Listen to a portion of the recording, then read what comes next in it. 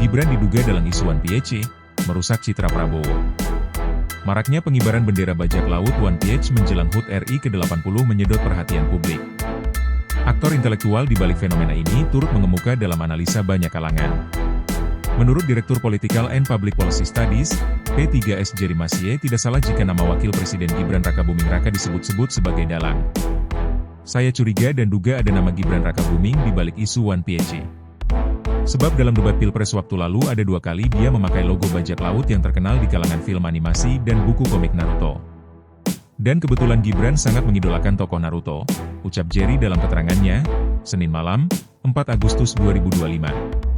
Selain saat debat Pilpres, Gibran terlihat mengenakan logo 1PH pada saat hadir acara silaturahmi desa bersatu di Stadion Gelora Bung Karno, Jakarta pada 13 November 2023. Bukan asal tuduh, Gibran juga pernah pakai lambang 1PH saat menyambangi rumah Prabowo.